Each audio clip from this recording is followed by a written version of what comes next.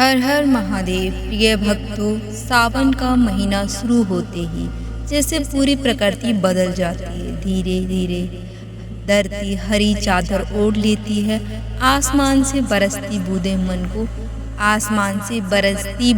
मन को शांति देती हैं और हर मंदिर से एक ही स्वर सुनाई देता है, ओम नमः शिवाय।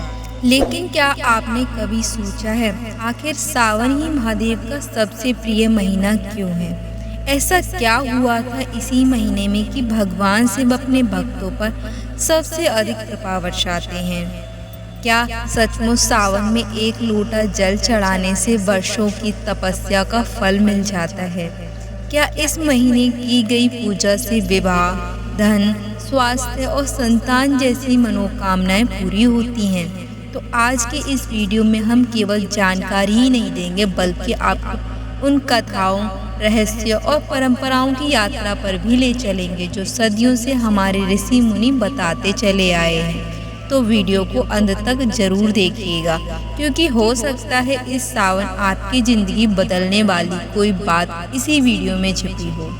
पुराणों में एक अत्यंत सुंदर कथा मिलती है। जब भगवान शिव और माता पार्वती का विवाह संपन्न हुआ तो विवाह के बाद पहली बार महादेव अपनी अर्धांगिनी के साथ अपने ससुराल हिमालय राज के महल पहुँचे। हिमालय राज ने अपने दामाद भगवान शिव का स्वागत किसी राजा की तरह नहीं, बल्कि स्वयं देवादिदेव मानकर किया। उन्होंने गंगा जल, दूध और पवित्र जल से भगवान शिव का अभिषेक किया। मान्यता है कि यहीं से सावन में अभिषेक की परंपरा प्रारंभ हुई। इसीलिए आज भी करोड़ों भक्त सावन में शिवलिंग पर जल चढ़ाते हैं। सावन का महीना चातुर्मास का आरंभ भी माना जाता है। इसी समय भगवान विष्णु योग निद्रा में चले जाते हैं। ऐसी मान्यता है कि जब भगवान विष्णु विश्राम करते हैं तब सृष्टि के संचालन का उत्तरदायित्व भगवान शिव संभालते हैं। यही कारण है कि सावन में महादेव अपने जागृत और करुणामय स्वरूप में भक्तों की पुकार शीघ्र सुनते हैं। इसीलिए उन्हें आशुतोष कहा गया है, अर्थात जो बहुत जल्दी प्रसन्न हो जाते हैं। क्या सचमुच एक लोटा जल सब बदल सकता है? सोचिए, जिस भगवान को पाने के लिए ऋषियों ने वर्षों तप किया, वही भगवान सावन में केवल श्रद्धा से अर्पित एक लोटा जल स्वीकार कर लेते हैं। क्यों? क्योंकि महादेव को वस्तु नहीं, भक्ति चाहिए। सच्चे मन से चढ़ाया गया जल सोने चांदी से भी अधिक मूल्यवान होता है। समुद्र मंथन और सावन का संबंध। अब आइए उस घटना की ओर जिसने भगवान शिव को नीलकंठ बना दिया। जब समुद्र मंथन हुआ तो सबसे पहले निकला भयंकर हलाहल विष। उस विष की ज्वाला से पूरी सृष्टि संकट में पड़ गई। तब भगवान शिव ने संपूर्ण संसार की रक्षा के लिए उस विष को अपने कंठ में धारण कर लिया। विष की अग्नि इतनी प्रचंड थी कि देवताओं ने लगातार भगवान शिव पर जल, दूध और गंगा जल का अभिषेक किया ताकि उनके शरीर की पीड़ा कम हो सके। यहीं से सावन में जलाभिषेक की परंपरा और भी पवित्र मानी गई। कहा जाता है कि जिस प्रकार कोई व्यक्ति अपने ससुराल में सम्मान पाकर प्रसन्न हो जाता है, उसी प्रकार भगवान शिव भी सावन में भक्तों की छोटी सी श्रद्धा से अत्यंत प्रसन्न हो जाते हैं। इसीलिए इस महीने बड़े बड़े यज्ञों से अधिक महत्व एक सच्चे मन से एक लोटा जल का माना गया है। सावन केवल पूजा का ही महीना नहीं है, यह स्वयं को बदलने का महीना है। महादेव त्याग से प्रसन्न होते हैं, इसीलिए इस पूरे महीने कोई एक बुरी आदत छोड़ दीजिए। क्रोध, निंदा, झूठ या कोई ऐसा व्यसन जो आपको भीतर से कमजोर करता हो, और इसके साथ एक संकल्प लें, रोज ओम नमः शिवाय का जप करेंगे। यही सबसे बड़ा उपहार होगा जो आप महादेव को दे सकते हैं।